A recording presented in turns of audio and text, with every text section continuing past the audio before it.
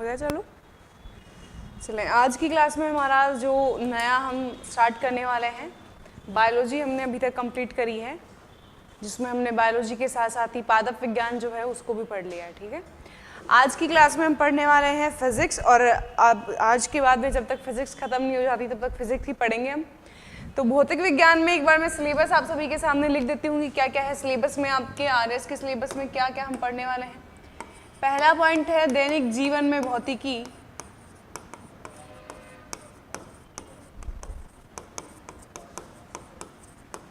अगला है गुरुत्वाकर्षण।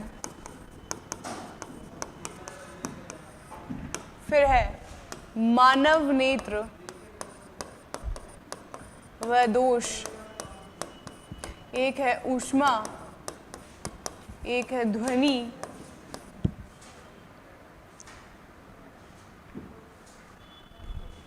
एक है स्थिर व धारा वैद्युतिकी, एक है चुंबकत्व, एक है वैद्युत चुंबकत्व,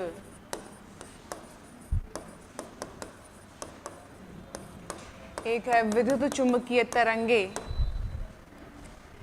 एक है चुंबकीय अनुनाद,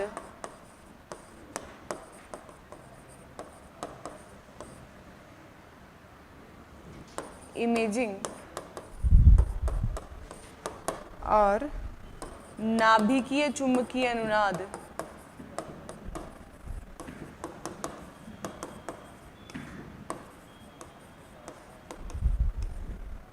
इसके अलावा एक टॉपिक है अपना नाभिकीय विखंडन और संलयन।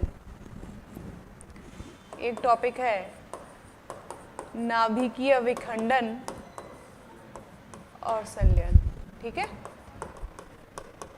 तो ये है हमारा सिलेबस जो हम किसके अंतर्गत पढ़ने वाले हैं, फिजिक्स में पढ़ने वाले हैं। एक पॉइंट मैं बता देती हूँ कि इस बार आरएस मेंस में कहाँ से आपके सवाल पूछे गए थे। तो 10 नंबर का सवाल यहाँ से पूछा गया था मानव नेत्र व दोष से। ठीक है, इसके अलावा आपके एक सवाल था नाभिकीय विखंडन और संलयन में अंतर। आपको ये बताना था नाभिकीय विखंडन और संलयन में अंतर क्या है। ठीक है, उसके अलावा और कहीं से कोई सवाल फिजिक्स में तो नहीं पूछा गया था। ये 12 नंबर के सवाल यहाँ से पूछे गए थे। टोटल कितने नंबर की आती है आपकी साइंस? 200 नंबर का पेपर है सेकंड पेपर, जिसमें से आपकी अगर 3 से डिवाइड करेंगे तो 65 और 70 करना पड़ेगा। ऐसे ही करना पड़ेगा ना। तो आपकी 70 नंबर की क्या आती है? साइंस आती है। 65 की ज्योग्राफी और 65 की क्या आती है? एथिक्स आती है। 70 नंबर की, अच्छा 70 नंबर की कैसे आती है? ज्योग्राफी में से साइंस में से 4 बड़े क्वेश्चन पूछे जाते हैं। 10 नंबर के क्वेश्चन जो होते हैं साइंस में से कितने पूछे जाते हैं? 4 पूछे जाते हैं। ठीक है, तो आपके 10 नंबर का एक क्वेश्चन यहाँ से पूछा गया था, 2 नंबर का एक क्वेश्चन है यहाँ से पूछा गया था। तो 12 नंबर के क्वेश्चन कहाँ से आए थे आपके? फिजिक्स से पूछे गए थे। प्री में तो खैर पूछ ही लेते हैं, वो कहीं से ही पूछ लेगा। आज का टॉपिक जो हमारा रहेगा, पहले मैं आपको बता देती हूँ, प्रकाश के बारे में हम पढ़ने वाले हैं, लाइट के बारे में, यानी कि, और अगर मैं और कहूँ इसको साइंटिफिक लैंग्वेज में तो ऑप्टिक्स के बारे में हम पढ़ने वाले हैं। ठीक है, प्रकाशिकी हम कहते हैं। तो इस सिलेबस में कहीं लिखा हुआ दिख रहा है प्रकाश? ऑप्टिक्स नहीं दिख रहा है। कहाँ है मैं बता देती हूँ, मानव नेत्र व दोष। कब समझ में आएगा? जब हम प्रकाश पढ़ेंगे। दूसरा पॉइंट दैनिक जीवन में भौतिकी। दैनिक जीवन में भौतिकी, तो दैनिक जीवन में प्रकाश का जितना उपयोग है, आई डोंट थिंक कि किसी और चीज का उपयोग होगा मोबाइल के अलावा। प्रकाश का जितना उपयोग है उतना उपयोग किसी भी चीज का नहीं है, क्योंकि प्रकाश की सहायता से हम देख पाते हैं कि कोई भी वस्तु है उसको, कई घटनाएं प्रकाश के द्वारा होती है। तो प्रकाश आपके इंपॉर्टेंट चीज है। इसके अलावा एक और पॉइंट कि जब हम प्री का पेपर देते हैं, प्री का सिलेबस देखते हैं, तो उसमें प्रकाश लिखा हुआ है कि प्रकाश हमको पढ़ना है। तो कुल मिला के हमको क्या पढ़ना है? प्रकाश पढ़ना है। तो प्रकाश वाला जैसे हम चैप्टर खत्म करेंगे, आपके ये वाला जो टॉपिक है सिलेबस में लिखा हुआ, ये भी वहां से कंक्लूड हो जाएगा। क्लियर है ये बात? चलें, तो अब हम स्टार्ट करते हैं प्रकाश, ऑप्टिक्स। तो पता है सभी को प्रकाश क्या होता है? लाइट कहाँ से आती है, कहाँ से मिलती है? सूर्य से। और क्वेश्चनेबल चेहरे मत बनाओ। चंद्रमा से नहीं आती, बल्ब से नहीं आती, ट्यूबलाइट से नहीं आती, हेलोजन से नहीं आती, किससे नहीं आती? आती है ना। तो ये भी सोर्सेज हैं। तो प्रकाश के स्रोत देखते हैं, प्राप्त कहाँ कहाँ से होती है हमें। तो सबसे इंपॉर्टेंटली सनलाइट, सूर्य का प्रकाश। इसके अलावा चंद्रमा का प्रकाश भी होता है, बहुत सारे तारों का प्रकाश भी होता है, कृत्रिम प्रकाश भी आता है एक। इस कृत्रिम प्रकाश में जितने भी प्रकार की विधियां होती हैं, जितने भी प्रकार के स्रोत होते हैं जिनसे हम प्रकाश उत्पन्न कर सकते हैं, वो सब कुछ शामिल हो जाता है। सूर्य का प्रकाश जो होता है पृथ्वी तक 499 सेकंड में पहुंचता है। कितने टाइम में पहुंचता है? 499 सेकंड में पहुंचता है। चंद्रमा का प्रकाश जो है वो पृथ्वी तक पहुंचता है 1.28 सेकंड में।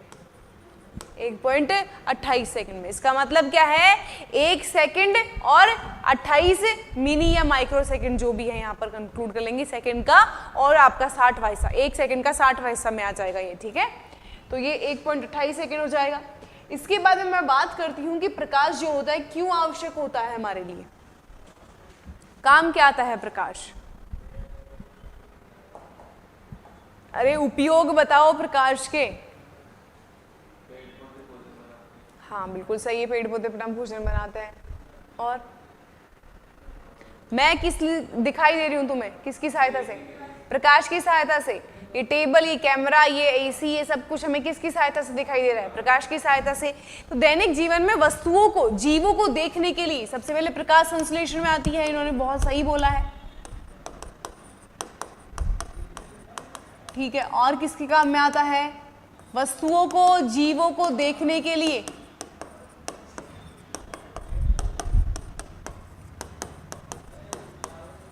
कोई भी चीज हमें दिखाई किसकी सहायता से देगी? प्रकाश की सहायता से देगी। तो उसके लिए हमें क्या चाहिए होगा? प्रकाश चाहिए होगा। और बहुत सारी घटनाएं, दैनिक जीवन में कई घटनाएं, दैनिक जीवन की कई घटनाएं जो होती हैं किससे रिलेटेड होती है? हमारे प्रकाश से रिलेटेड होती है। किससे? लाइट से रिलेटेड होती है, ठीक है। इसके अलावा आपके कई कार्य जो हैं वो भी प्रकाश की सहायता से किए जाते हैं। सूर्य के द्वारा आने वाला प्रकाश जो होता है 3 रूपों में होता है। एक होता है दृश्य प्रकाश, जिसकी सहायता से हम क्या करते हैं? विजिबल लाइट हम इसे कहते हैं, हम वस्तुओं को देख पाते हैं। एक आता है पराबैंगनी प्रकाश, एक आता है अवरक्त प्रकाश।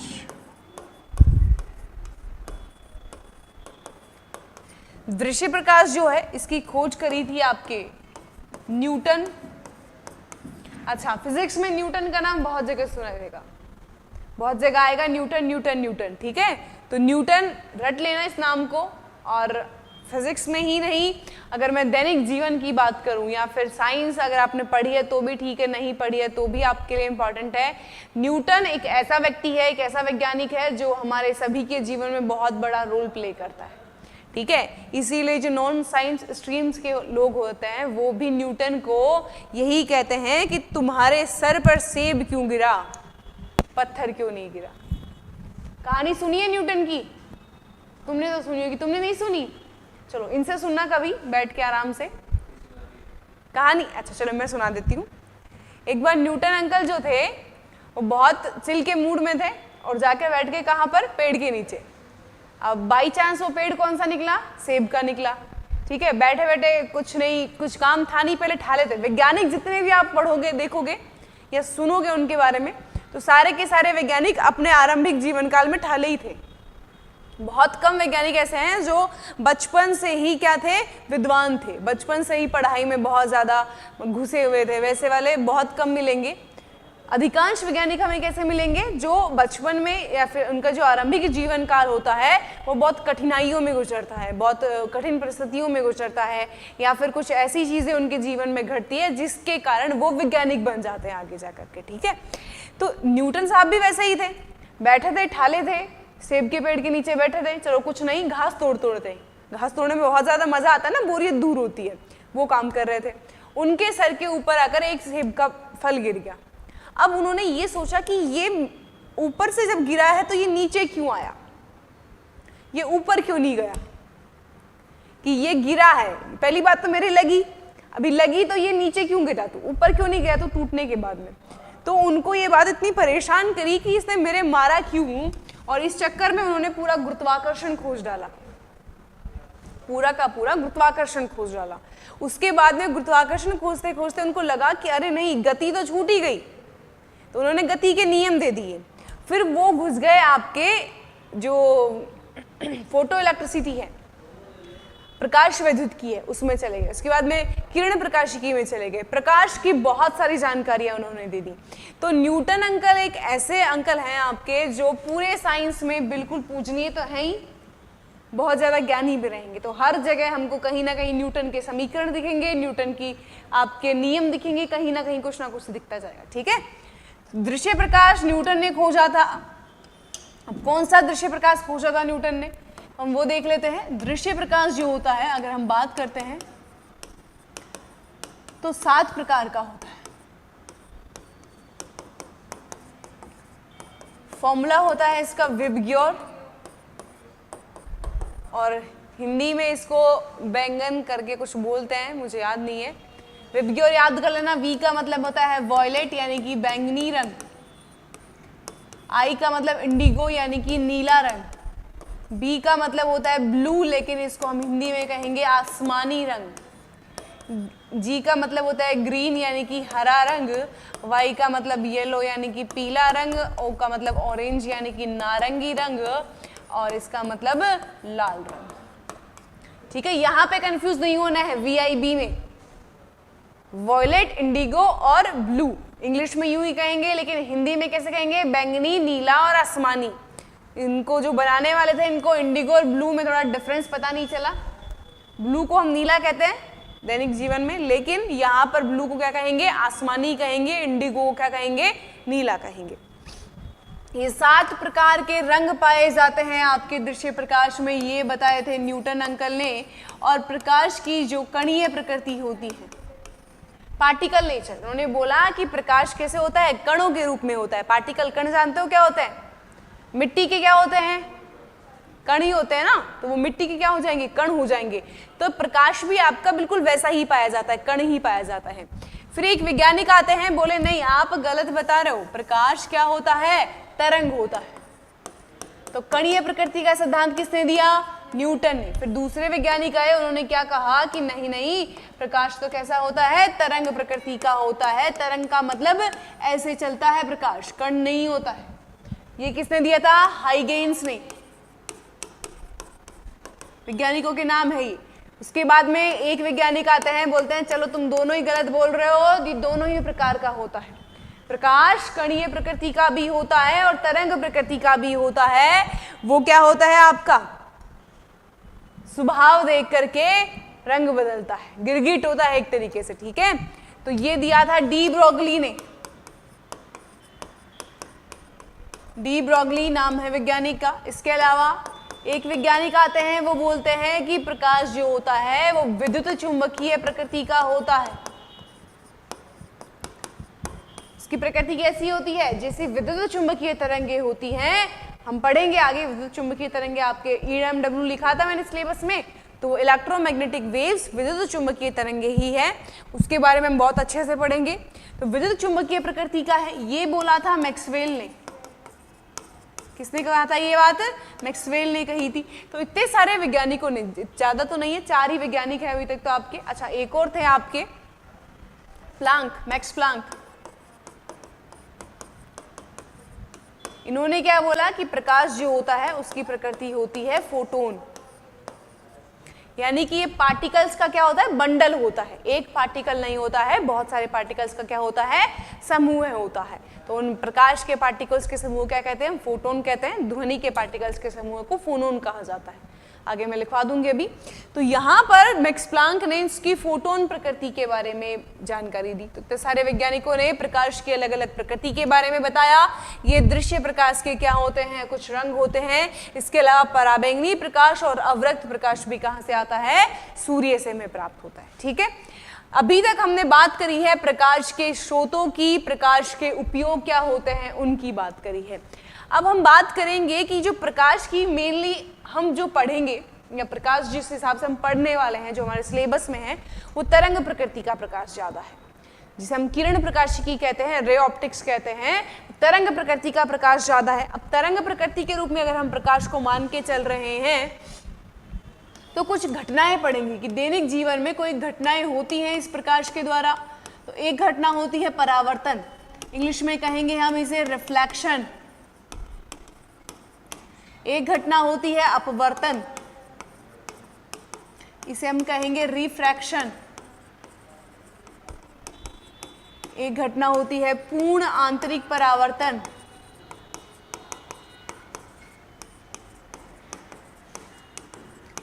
Total internal reflection.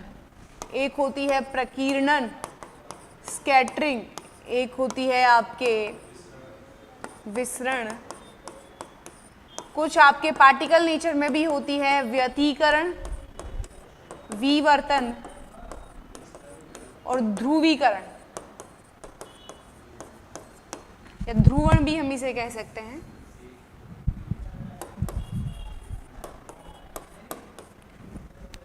ठीक है, तो ये कुछ घटनाएं हैं जो किसके द्वारा शो की जाती है, प्रकाश के द्वारा शो की जाती है, दर्शाई जाती हैं कुछ घटनाएं। एक एक करके हम घटना के बारे में पढ़ने वाले हैं। ठीक है, लेकिन उससे भी पहले हम एक चीज देख लेते हैं कि हम बात कर रहे हैं कि ये घटनाएं कब पढ़ेंगे, जब प्रकाश तरंग के रूप में गति करेगा। अब तरंग के रूप में गति करता है तो बहुत सारी कुछ टर्म्स आती है यहाँ पर, बहुत सारी तो नहीं कहेंगे। एक आती है आयाम, इसे कहेंगे हम एम्पलीट्यूड इंग्लिश में। एक कहेंगे हम आवृत्ति, ये क्या होती है। एक कहेंगे आवर्तकाल, ये क्या होता है, पता है क्या विजेंद्र?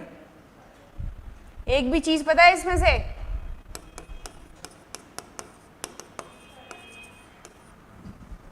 तरंग धैर्य, आयाम, आवृत्ति, आवर्तकाल, चारों में से एक चीज पता है कोई भी? चले एक पांचवी चीज और लिख देती हूं, चाल। ये तो पता होगी, चाल, वेग, वेलोसिटी, कितनी चाल से चल रही है कोई भी मान लीजिएगा आपके गाड़ी है, कार है, मोटरसाइकिल है, वो कितने चाल से कितने वेग से चल रही है। वैसे चाल और वेग में भी डिफरेंस होता है आपके, लेकिन यहाँ पर हाँ ज्योग्राफी में भी पढ़ते हैं ना हम कि जो भी आपका मान लीजिए, अभी हमें समझा दूंगी आपको सारी चीजें कि क्या होती है क्या नहीं होती है। लेकिन उससे पहले हम देख लेते हैं कि प्रकाश की जो चाल होती है, प्रकाश जो चलता है वो मैक्सिमम कहाँ चलता है, मैक्सिमम चाल कहाँ होती है? तो प्रकाश की चाल वैक्यूम में, यानी कि किसी प्रकार का कोई माध्यम होता ही नहीं है, बिल्कुल खाली होता है। प्रकाश तरंग की अगर हम बात करते हैं तो प्रकाश तरंग आपके यांत्रिक तरंग होती है, नॉन मैकेनिकल वेव, यानी कि इसको संचरण के लिए, इसको गति के लिए किसी प्रकार के माध्यम की आवश्यकता नहीं पड़ती है। दूसरी होती है कि यह एक विद्युत चुंबकीय तरंग होती है। विद्युत चुंबकीय तरंग का मतलब क्या होता है? तो देखिएगा, अगर एक ग्राफ बनाया होगा बचपन में, ये आपका y एक्सिस है, ये x एक्सिस है।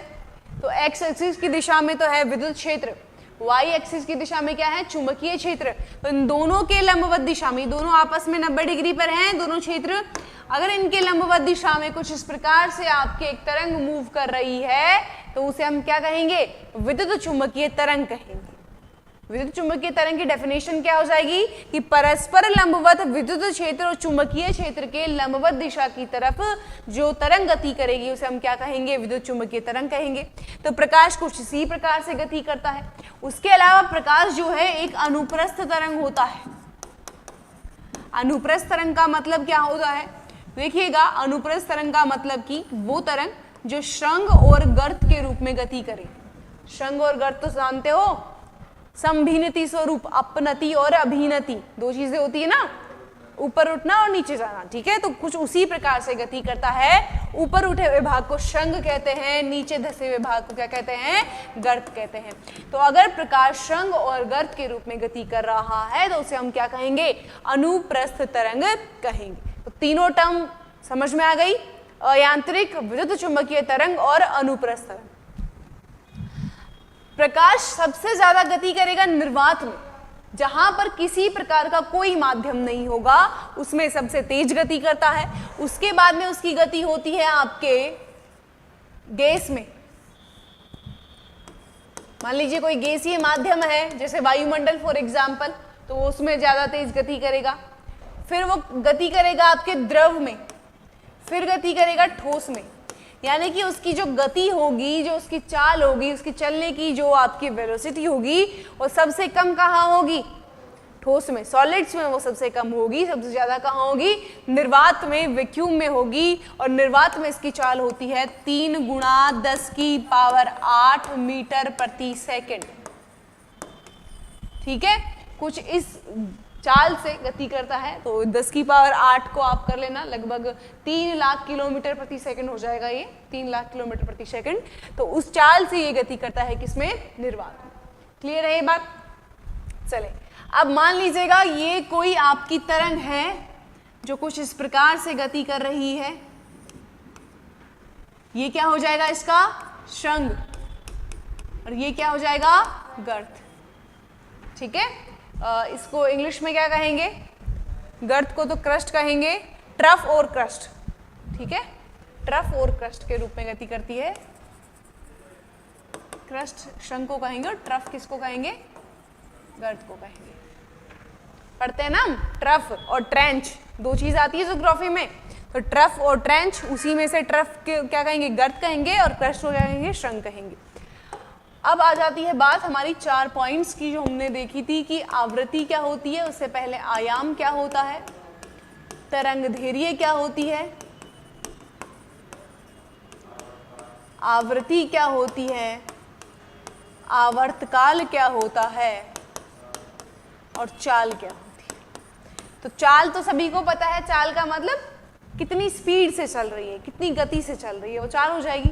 उसके बाद में मैं बात करती हूँ आयाम की। तो ये जो आपका कण के रूप में भी गति करेगा, तरंग कोई भी चीज चलेगी तो क्या एक कण के चलने का ही पथ होगा उसका? तरंग का मतलब क्या है? तरंग का मतलब यही है कि जो कण है माध्यम के या प्रकाश के जो कण हैं, जब वो चल रहे हैं तो वो जो पथ बना रहे हैं उसे हम क्या कहते हैं? तरंग। अरे भाई, तरंग क्या होता है? तरंग का सीधा सा मतलब है रस्सी है, वहां से मैंने कील से बांध दी, यहाँ से हाथ से पकड़ी है, उसको मैं यूं झटकूंगी तो वो इसी प्रकार से गति करेगी। तो मतलब रस्सी की जो कण है या रस्सी की जो आपके रेशे हैं वो आपके ऊपर नीचे हो रहे हैं, तो उनका जो पथ होगा, ऊपर नीचे होने का जो पथ है वही तरंग कहलाएगा ना। तो इस तरंग का ये जो कण है, इन कणों का साम्यावस्था से अधिकतम विस्थापन,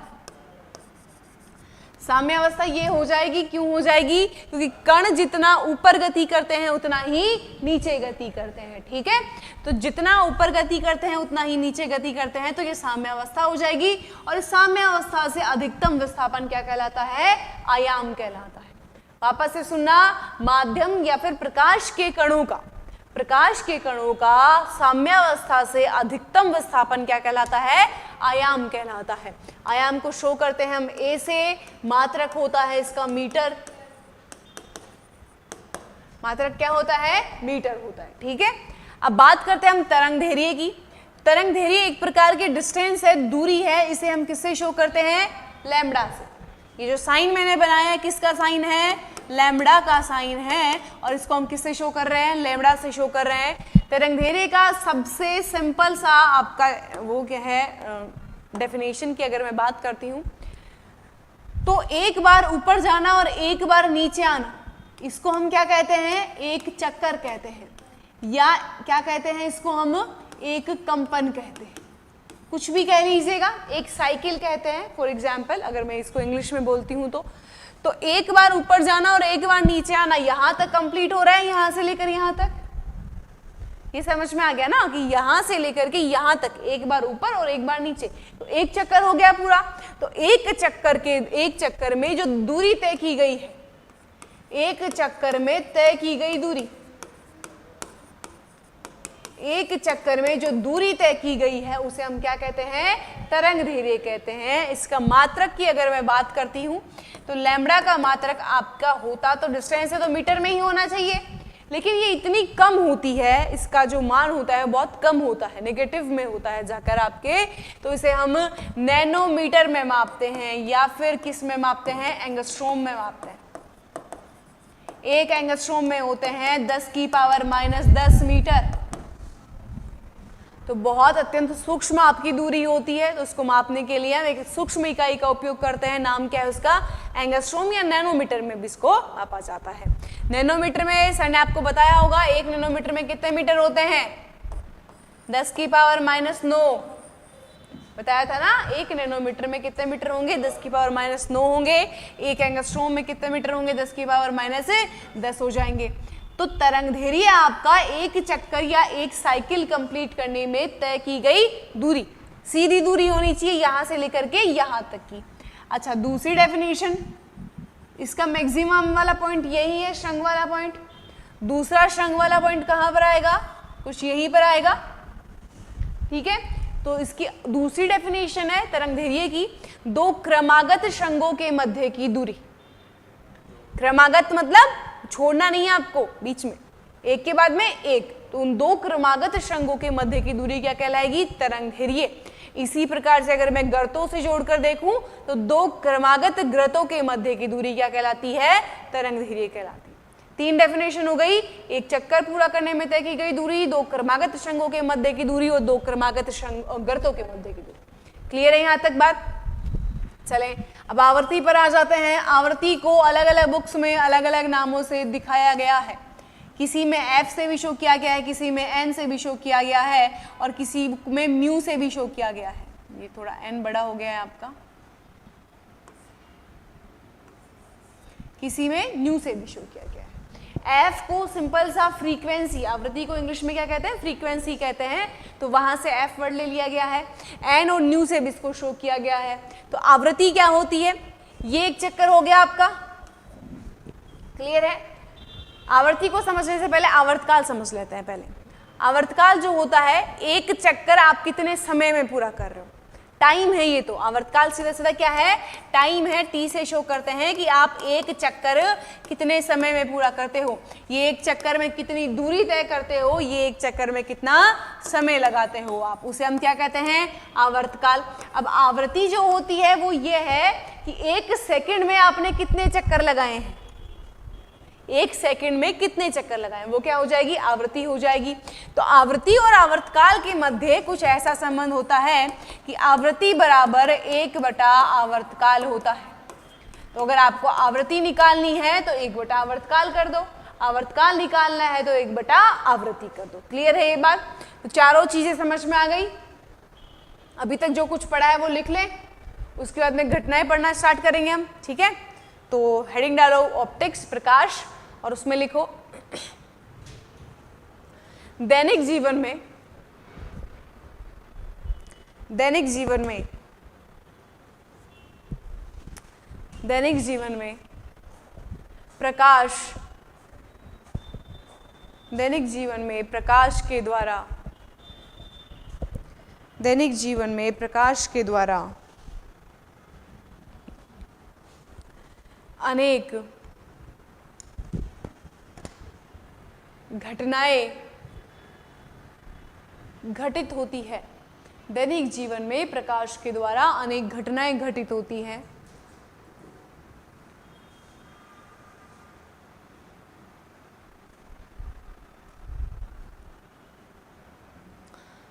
आगे लिखिएगा प्रकाश के स्रोत, प्रकाश के स्रोत, और उनमें सबसे पहला लिखिएगा सूर्य, कौमा चंद्रमा, सूर्य कौमा चंद्रमा कौमा तारे कौमा कृत्रिम प्रकाश, कौमा कृत्रिम प्रकाश। यहाँ पर लिखिएगा सूर्य से आने वाला प्रकाश, सूर्य से पृथ्वी तक, लिखिएगा सूर्य से पृथ्वी सतह तक,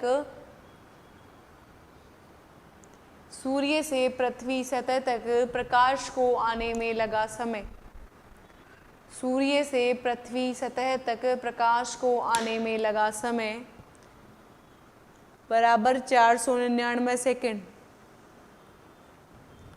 499 सेकेंड। आगे लिखो चंद्रमा से पृथ्वी सतह तक प्रकाश को आने में लगा समय 1.28 सेकेंड।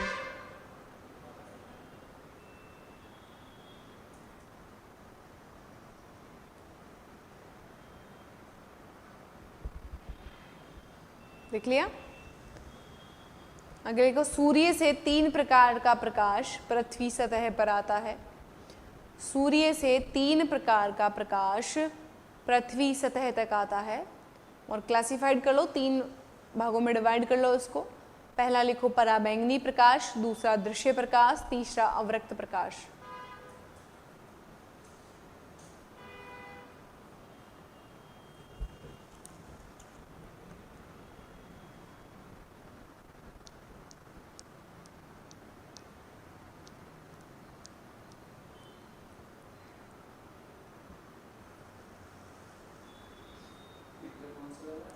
अवरक्त, इंफ्रारेड, लिख लिया।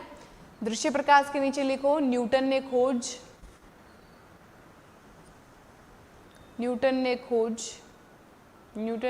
की। यह 7 रंगों में विभक्त होता है। सिर्फ दृश्य प्रकाश ही लिखेंगे तो आराम से लिख लो। यह 7 रंगों में विभक्त होता है। एक ही लाइन में लिख लेना विबग्योर, पहले तो VIBGYOR, विबग्योर, VIBGYOR, विबग्योर। और ब्रैकेट में सभी रंगों के नाम लिख लो, बैंगनी, नीला, आसमानी, हरा, पीला, नारंगी, लाल। पीला, नारंगी, लाल।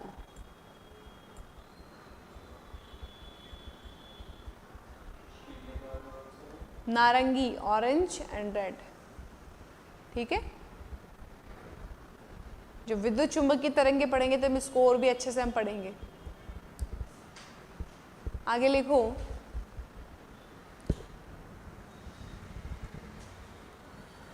प्रकाश की कणीय प्रकृति का सिद्धांत, डैश लगा के न्यूटन। प्रकाश की कणीय प्रकृति का सिद्धांत, डैश लगा के लिखो न्यूटन। कणीय प्रकृति का सिद्धांत,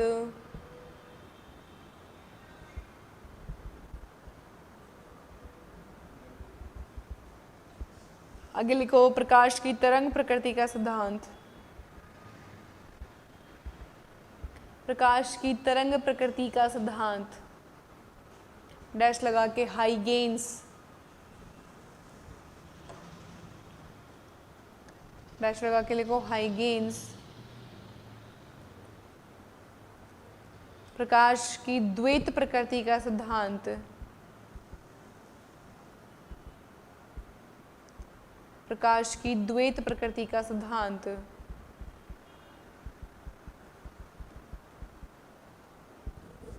डी ब्रोगली, ड के ऊपर बड़ी की मात्रा, ब के नीचे आर आ जाएगा आधा वाला, ओ की मात्रा ब्रोगली। प्रकाश की विद्युत चुंबकीय प्रकृति का सिद्धांत, प्रकाश की विद्युत चुंबकीय प्रकृति का सिद्धांत, मैक्सवेल।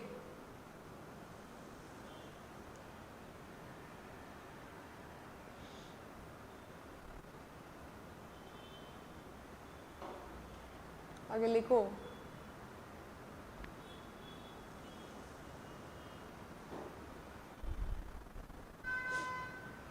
प्रकाश के कण फोटोन कहलाते हैं। प्रकाश के कण फोटोन कहलाते हैं। ध्वनि के कण फोनोन कहलाते हैं। प्रकाश के कण फोटोन कहलाते हैं।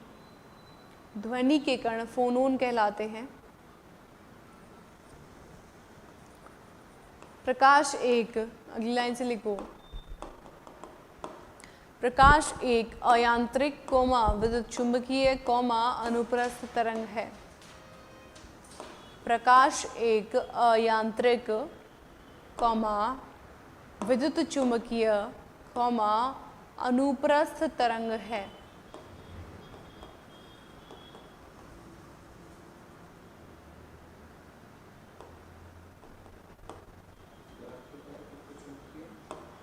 प्रकाश एक अयांत्रिक विद्युत चुंबकीय अनुप्रस्थ तरंग है। अब नीचे लिखो अयांत्रिक तरंग। डैश लगाओ और लिखो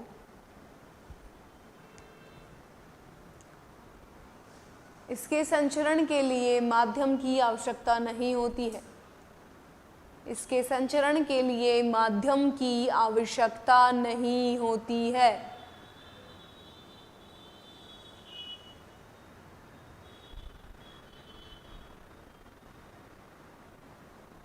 इसके संचरण के लिए माध्यम की आवश्यकता नहीं होती है। विद्युत चुंबकीय तरंग लिखो, डैश लगा के लिखो वह तरंग जो परस्पर लंबवत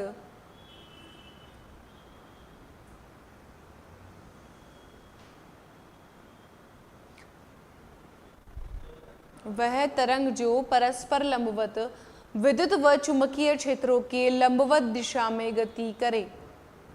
वह तरंग जो परस्पर लंबवत विद्युत व चुंबकीय क्षेत्रों के लंबवत दिशा में गति करे। वह तरंग जो परस्पर लंबवत विद्युत व चुंबकीय क्षेत्रों के लंबवत दिशा में गति करे।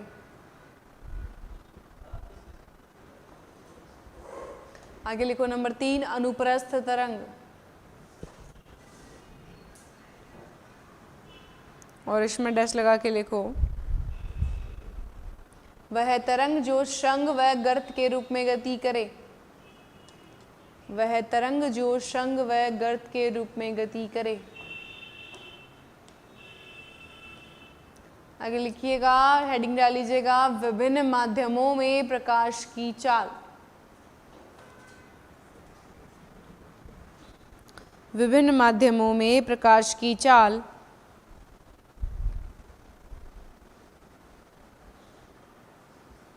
और इसमें लिखिएगा प्रकाश की सर्वाधिक चाल या प्रकाश सर्वाधिक गति से निर्वात में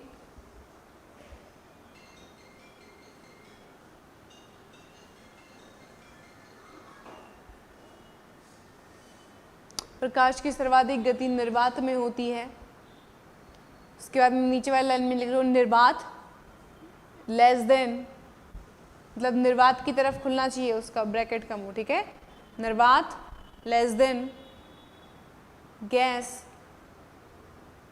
लेस देन द्रव और फिर लेस देन ठोस। ये क्रम है, इसी प्रकार से प्रकाश गति करता है, ठीक है। आगे लिखिएगा प्रकाश जब, इसी में लिखना है, प्रकाश जब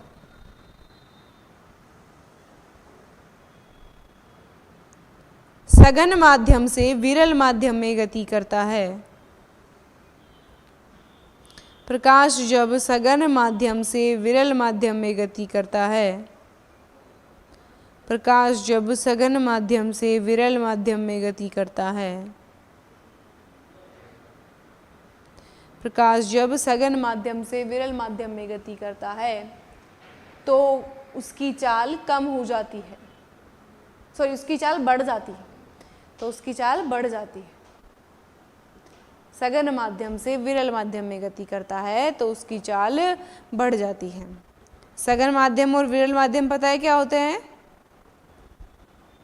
सघन माध्यम का घनत्व ज़्यादा होता है कंपेयर टू विरल माध्यम।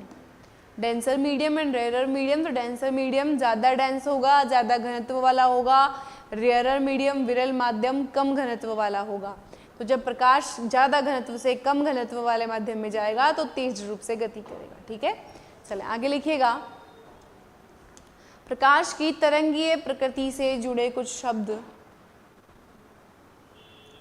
प्रकाश की तरंग प्रकृति से जुड़ी कुछ शब्दावली, शाब्दिक अर्थ नहीं, शब्दावली लिखो।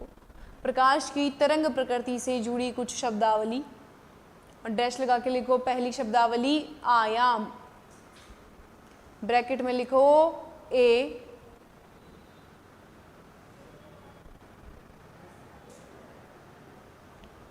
एम्पलीट्यूड बोलते हैं इंग्लिश में से, इसमें लिखो प्रकाश के कणों का साम्यावस्था से, साम्यावस्था होती है बीच वाली, इक्विलिब्रियम जो स्टेट होती है, दोनों तरफ से बराबर होनी चाहिए वो, ठीक है। तो प्रकाश के कणों का साम्यावस्था से अधिकतम विस्थापन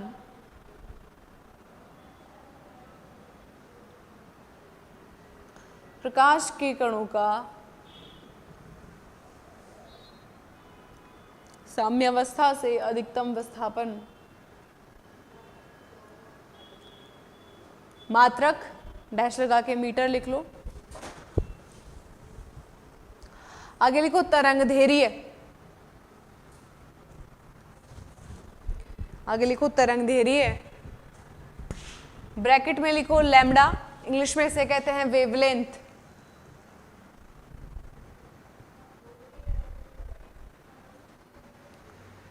इसमें लिखो एक चक्कर में तय की गई दूरी,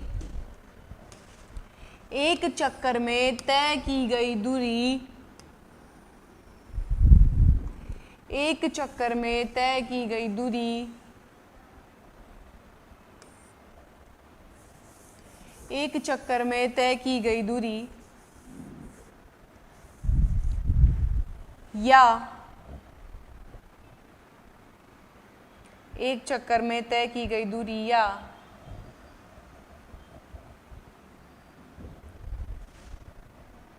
दूसरी लिखो दो क्रमागत शंगों के मध्य की दूरी, दो क्रमागत शंगों के मध्य की दूरी, दो क्रमागत शंगों के मध्य की दूरी, दो क्रमागत शंगों के मध्य की दूरी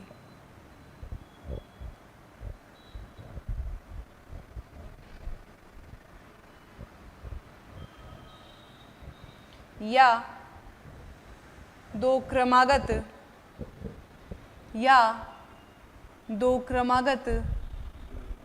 गर्तों के मध्य की दूरी, या दो क्रमागत गर्तों के मध्य की दूरी,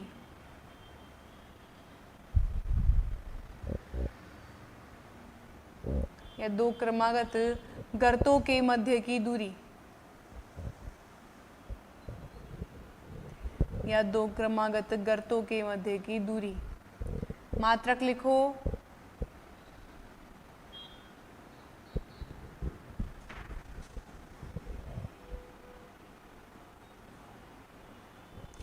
मात्रक लिखो इसका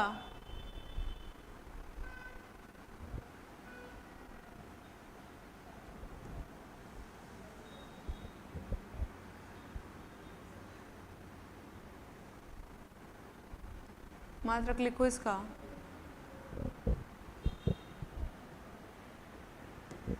एंगस्ट्रॉम।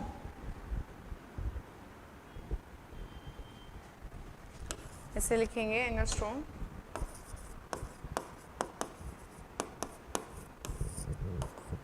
या नैनोमीटर, और लिख लो एक एंगस्ट्रॉम बराबर 10⁻⁻10 मीटर।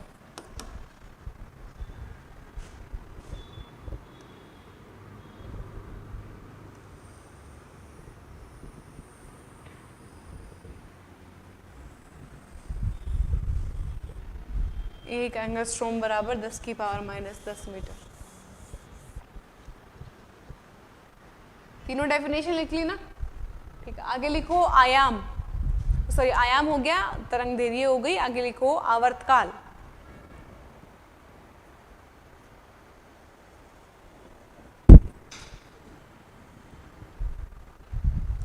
आवर्तकाल में लिखो तरंग द्वारा एक चक्कर पूरा करने में लगा समय, तरंग द्वारा एक चक्कर पूरा करने में लगा समय, तरंग द्वारा एक चक्कर पूरा करने में लगा समय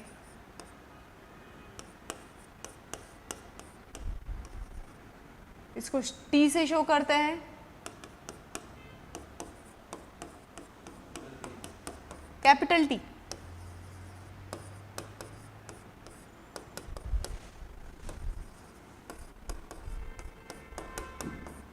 इसका मात्रक सेकंड होता है, इसका मात्रक सेकंड होता है।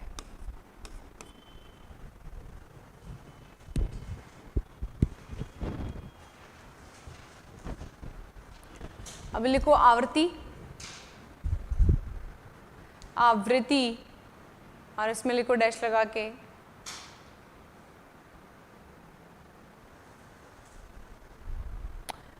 तरंग द्वारा 1 सेकंड में लगाए गए चक्रों की संख्या। तरंग द्वारा 1 सेकंड में लगाए गए चक्रों की संख्या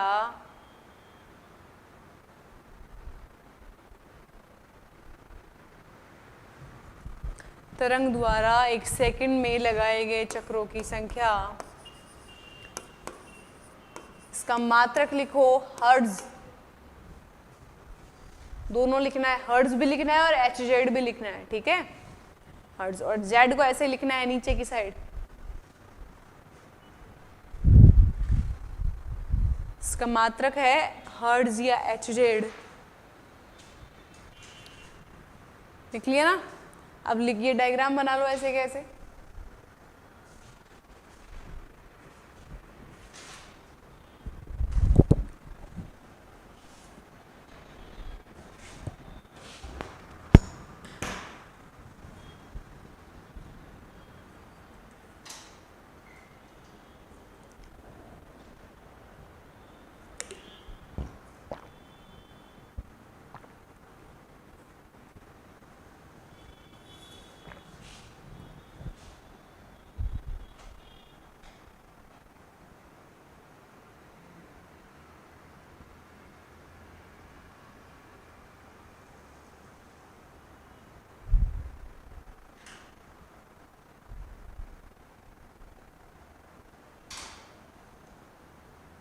इतने पेन चेंज करके डायग्राम बनाओगे?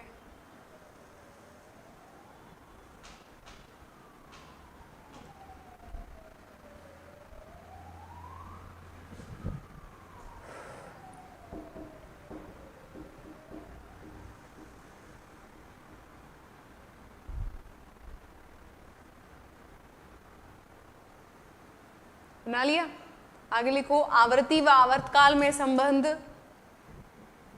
आवृत्ति व आवर्तकाल में संबंध, आवृत्ति एवं आवर्तकाल में संबंध। तो लिखो आवृत्ति बराबर 1/आवर्तकाल,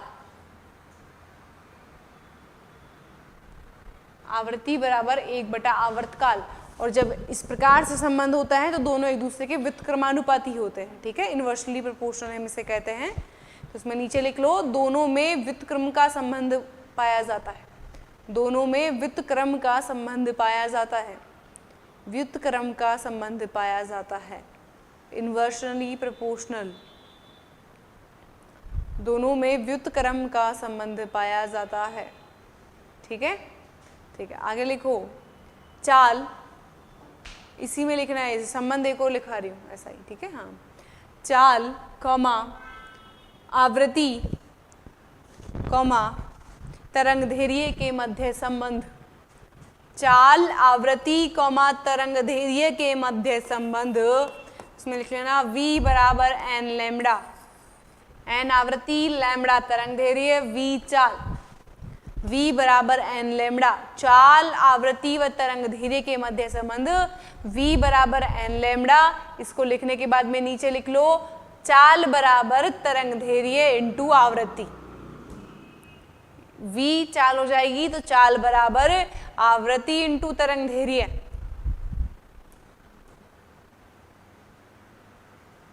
आवृत्ति इंटू तरंगदैर्घ्य, लिख लिया? ठीक है। तो अच्छा, इस वाले फॉर्मूले में आपको वो कोई भी दो चीज देकर तीसरी चीज पूछ सकता है। न्यूमेरिकल करना आता है? नहीं आता तो मैं बता देती हूँ, 3 चीजें दे रखी है फॉर्मूला में। इस फॉर्मूला में कोई भी वो 2 चीज देगा आपको। मान लीजिए वो देता है कि एक तरंग है जिसकी आवृत्ति है आपके 50 हर्ट्ज है, उसकी चाल है आपके 3 किलोमीटर प्रति सेकंड या 3 मीटर प्रति सेकंड, उसकी तरंगदैर्घ्य निकालनी है। तो हम निकाल सकते हैं, 2 चीजें दे रखी है, एक चीज निकालनी है। तो भाई ये और ये दे रखा है, ये निकालना है तो इसको इसके नीचे ले जाएंगे, v अपॉन n बराबर लैम्बडा, तो आ जाएगा लैम्बडा की वैल्यू वहां से, ठीक है।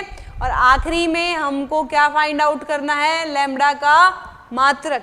तो अगर v आपको मीटर प्रति सेकंड में दे रखा है तो लैम्बडा किस में आएगी, मीटर में आएगी। किलोमीटर में दे रखा है तो किलोमीटर में ही आएगी, ये भूलना नहीं है।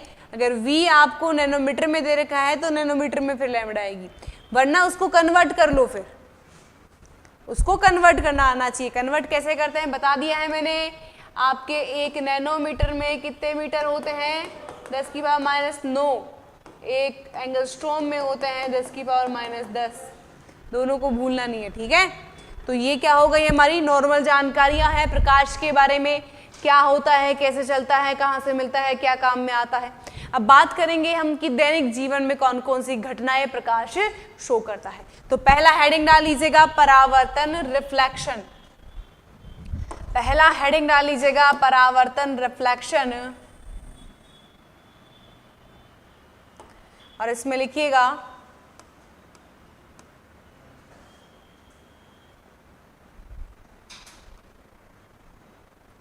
परावर्तन रिफ्लेक्शन, पहला हेडिंग डाल लीजिएगा और उसमें लिखिएगा पहले थोड़ा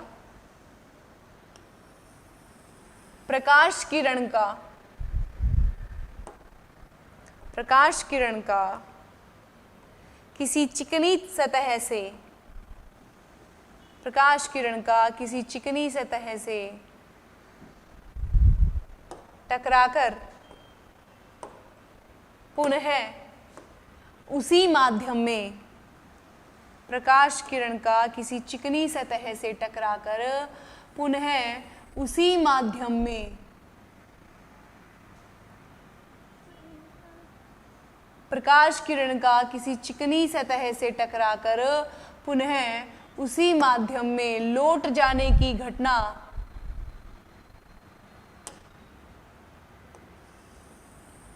प्रकाश किरण का किसी चिकनी सतह से टकराकर पुनः उसी माध्यम में लौट जाने की घटना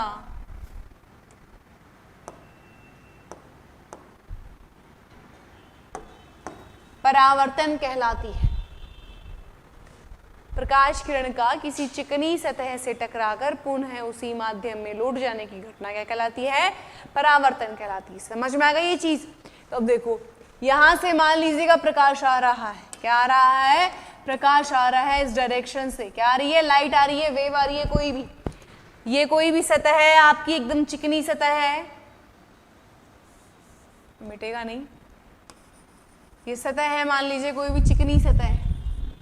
चिकनी सतह मैंने ये नीचे ये क्यों बनाया, किसी का लेप कर दिया है। मान लीजिएगा आपके कांच मिरर है, तो मिरर के पीछे लेड का, मरकरी का लेप होता है, मरकरी का भी होता है, लेड का भी होता है, किसी का भी आप सिल्वर का भी लेप कर सकते हो कांच के पीछे। नॉर्मल ट्रांसप्लांट कांच होता है, आर पार हम देख सकते हैं, अगर उसकी एक तरफ हमने लेप कर दिया है तो दूसरी तरफ से हमको मिरर बन जाएगा, वो दर्पण बन जाता है। कांच कैसे बनता है, नॉर्मल ड्रेसिंग मिरर, उसकी बात कर रही हूं मैं। तो एक पारदर्शी कांच होता है, उस पारदर्शी कांच के पीछे एक साइड क्या कर दिया जाता है, लेपन कर दिया जाता है। कभी अगर कांच टूटा हो, गिरा हो तो देखा हो तो उसके पीछे देखना कभी लेप रहता है, तो उस लेप के कारण ही हमको क्या दिखाई देता है, चेहरा दिखाई देता है परावर्तन की क्रिया से, ठीक है। तो यही आपके होता है कि चिकनी सतह, चिकनी सतह के लिए हम एजी का, एजी यानी सिल्वर, एजी यानी सिल्वर का लेप भी कर सकते हैं, हम लेड का लेप भी कर सकते हैं, ये आपका शीशा होता है, तो किसी का भी लेप कर दिया जाता है चिकनी सतह बनाने के लिए, ठीक है। तो अगर प्रकाश किरण इस चिकनी सतह पर इस डायरेक्शन से आती है तो ये टकरा कर पुनः इसी डायरेक्शन में वापस, इसी डायरेक्शन में नहीं, उसी माध्यम में वापस मुड़ जाती है। किसमें मुड़ जाती है, उसी माध्यम में। इसका एक और एग्जाम्पल मैं देती हूँ। कहीं पर मान लीजिएगा कोई बर्तन है, उसके तेल लगा हुआ है, चिकना हो गया वो अभी, तो अब क्या करेगी, प्रकाश किरण आएगी और उसे टकराकर पुनः घूम जाएगी। तो क्या आंखों में फोकस सा नहीं गिरता, कुछ ऐसी चीजों से गिरता है ना कई बार, एंगल अगर वो हो जाता है तो आपका। तो बस वही बात है कि अगर ये आपके आई एंगल पर आ रही है, कोई प्रकाश किरण अगर आई एंगल से आ रही है और ये आई एंगल इस अभिलंब के द्वारा बनना चाहिए। अभिलंब 90 डिग्री का होता है सतह पर, अभिलंब सतह से 90 डिग्री का कोण बनाता है। तो अगर कोई भी किरण अगर इस अभिलंब से आई एंगल बनाते हुए, आई कोण बनाते हुए इस सतह पर आती है तो वो उसी एंगल पर एंगल आई और एंगल आर क्या होंगे, बराबर होंगे। यानी कि जो आपतित कोण है और जो परावर्तित कोण है वो दोनों बराबर हैं, तो उतने ही कोण पर पुनः उसी माध्यम में क्या कर दी जाएगी, भेज दी जाएगी, लौटा दी जाएगी। उसे हम क्या कहेंगे, परावर्तन कहेंगे। तो यहां पर तीन चीजें हैं, इसे हम क्या कहेंगे, आपतित किरण, इसे कहेंगे हम परावर्तित किरण, और इसे हम क्या कहेंगे, अभिलंब कहेंगे। तीन चीजें हो गई आपके। अभी देखो यहाँ पर कुछ नियम भी होते हैं। पहला नियम क्या होता है परावर्तन का, कि आपतित किरण, अभिलंब और परावर्तित किरण तीनों एक ही तल में होते हैं, तीनों समान तल में होते हैं। तीनों किस में होते हैं, समान तल में होते हैं। दूसरा क्या है आपका नियम, कि एंगल आई एंगल आर के बराबर होता है। आपतित कोण परावर्तित कोण के क्या होता है, बराबर होता है। नंबर 3 पर अगर हम बात करते हैं तो वो होता है कि आपतित किरण की चाल, उसकी तरंग दैर्घ्य, उसकी आवृत्ति, तीन चीजें पढ़ी थी हमने, अभी तीनों में संबंध पढ़ा था। तो ये तीनों चीजें जो हैं पूरी परावर्तन की घटना के दौरान कांस्टेंट रहती है, नियत रहती है। इनमें किसी प्रकार का कोई भी परिवर्तन नहीं होता है। क्लियर है ये चीज, मतलब जितनी